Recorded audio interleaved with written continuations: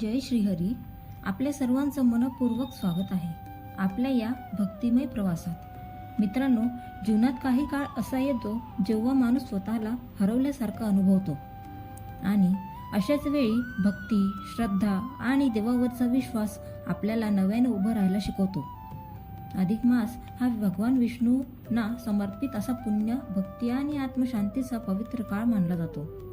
या महिन्यात केलेली पूजा, जप, दान, श्रद्धा अनेक पटींनी फळ देते असं आपल्या धर्मग्रंथांमध्ये सांगितलं आहे. आजची ही कथा तुम्हाला भक्ती, विश्वास आणि कर्माचं महत्त्व नव्याने जाणवून देईल. म्हणून कथा शेवटपर्यंत नक्की ऐका. आणि जर तुम्ही चॅनलला अजून सबस्क्राईब केलं नसेल तर आत्ताच सबस्क्राईब करा आणि बाजूला असलेलं बेल आयकॉन नक्की दाबा, जेणेकरून अशाच भक्तिमय कथा आणि प्रेरणादायी व्हिडिओ सर्वात आधी तुम्हाला पाहायला मिळतील. चला तर मग अजिबात वेळ वाया न घालवता कथेला सुरुवात करूया. अध्याय 1. ऋषी मुनींच्या मेळाव्यात. श्री गणेशाय नमः. श्री सरस्वत्यै नमः. श्री गुरुभ्यो नमः. नारायणं नमस्कृत्यं नरचैव नरोत्तमम् देवी सरस्वती चैव तपोजय मुदीरयेत. कृष्णाय वासुदेवाय हरये परमात्मने प्रणत क्लेशनाशाय गोविंदाय नमो नमः. आरंभी श्री गणेश, सरस्वती, श्री गुरु आणि सर्व देवांना नमस्कार करून अधिक मास महात्म्याची कथा साररूपाने सांगते. सकल श्रोते सज्जनांनी शांत चित्ताने व मनोभावाने ती ऐकावी. फार फार वर्षांपूर्वी निमिष नावाच्या अरण्यात एक मोठी तपोभूमी होती. तेथे अनेक ऋषीमुनी यज्ञांच्या निमित्ताने एकत्र जमत असत. त्यावेळी सर्व जगाच्या कल्याणासाठी कोणकोणती धार्मिक कृत्य करावी, कोणकोणती व्रत साधना करावी यासंबंधी चर्चा चालत असे. अशा ठिकाणी एकदा त्या ऋषीमुनींच्या मोठ्या मेळाव्यास व्यास महर्षींचा शिष्य सुत नावाचा पुराणिक आला. तो सर्व गुण संपन्न, हुशार, ज्ञानी आणि सदाचारी असा होता. जगाच्या कल्याणाची त्याला खूप तळमळ होती. तो तेथे आल्यावर सर्वांनी त्याला अभिवादन केले.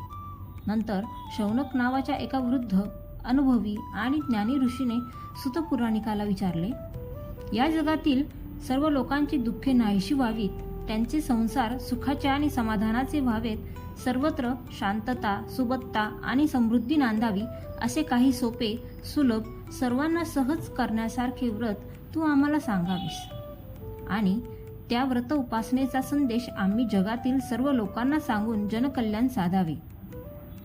शौनकादिक ऋषींचे ते प्रश्न ऐकून सुतमुनी म्हणाले, महर्षी व्यासांनी त्याच उद्देशाने महाभारत, भागवत आणि 18 पुराणे यांची रचना केली.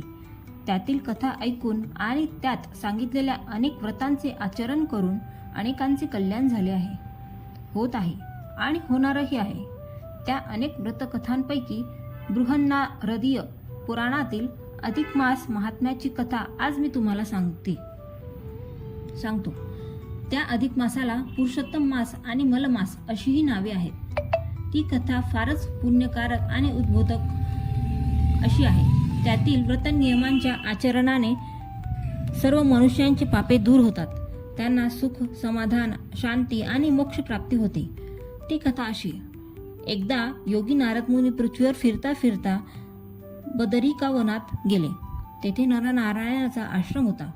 त्या आश्रमात नारायण भगवान स्वतः तपाचरणात, ध्यानधारणेत, चिंतनात मग्न होते. नारदांनी त्यांना नमस्कार केला आणि आश्चर्याने विचारले, भगवंता, तुम्ही स्वतः या जगात श्रेष्ठ आणि समर्थ असताना ही अशी तपसाधना करण्यात कसल्या आणि कोणाच्या चिंतनात मग्न आहात? तेव्हा भगवान नारायण हसून म्हणाले, नारदा, या कलियुगात अनेक लोकांनी आपला सदाचार धर्म सोडला आहे. नको नको ती कर्मे करून अनेक लोक पापाचे धनी झाले आहेत. त्या सर्वांना पापचरणातून मुक्त करून त्यांचे कल्याण साधावे म्हणून मी सर्वश्रेष्ठ अशी परमात्मा पुरुषोत्तमाची आराधना करीत आहे. पुरुषोत्तम हे एक दिव्य तेजाचे, चैतन्याचे आणि विलक्षण शक्ती सामर्थ्याचे नाव आहे. ती पुरुषोत्तम माझ्यापेक्षाही श्रेष्ठ आहे. जगाच्या कल्याणासाठी त्या पुरुषोत्तमाने आपल्या कालगणनेच्या चक्रात एक एका अधिक महिन्याची भर घालून त्या महिन्यास पुरुषोत्तम मास हे नाव देऊन धन्य केले आहे. तेव्हा नारदाने विचारले, चैत्र, वैशाख वगैरे 12 महिन्यांची नावे सर्वांना माहीत आहे, पण हा अधिक 13वा महिना कोणता, त्याला पुरुषोत्तम मास हे नाव कसे पडले? भगवंता, ती सारी कथा मला सांगा. तो अधिक महिना अधिक पुण्यकारक आहे, तर त्या महिन्यात कोणकोणती व्रते करावीत? नारदाचे ते प्रश्न ऐकून नारायण म्हणाले, वत्सा, जी कथा कृष्णाने पांडवांना सांगितली आणि त्यात त्यांची वनवासातील सर्व दुःखे दूर केली, त्या कथेचा सारांश मी तुला सांगतो. शांतपणे ऐका. वनवासी पांडव काम्यक नावाच्या वनात अत्यंत हिंदीन दशेत राहत होते. त्यांच्या भेटीसाठी एकदा श्रीकृष्ण गेले. त्यांनी पांडवांचे आणि द्रौपदीचेही हाल पाहिले. त्यांना खूप दुःख झाले. त्यांना कौरवांचा भयंकर राग आला. पण आता त्या रागाचा काय उपयोग? पांडवांचे यापुढे कल्याण व्हावे म्हणून श्रीकृष्णाने पांडवांना त्या अधिक मासाचे महात्म्य वर्णून त्यातील व्रते करण्यास सांगितली. त्या अधिक मासाची कथा ऐकण्यास तेथे ऋषीमुनींचा मेळावा जमला. त्या मेळाव्यात श्रीकृष्णाने पुरुषोत्तमाचे महात्म्य आणि कथा सविस्तरपणे सांगितली. ती दुसऱ्या अध्यायात ऐकावी. तर मग मित्रांनो, अध्याय 1 इथेच समाप्त झालेला आहे. तुम्हाला व्हिडिओ कसा वाटला? व्हिडिओ आवडला असेल तर व्हिडिओला लाईक करा, शेअर करा, चॅनलला सबस्क्राईब करा आणि बेल आयकॉनवर प्रेस करा, जेणेकरून पुढच्या कथा तुमच्यापर्यंत येतील. धन्यवाद.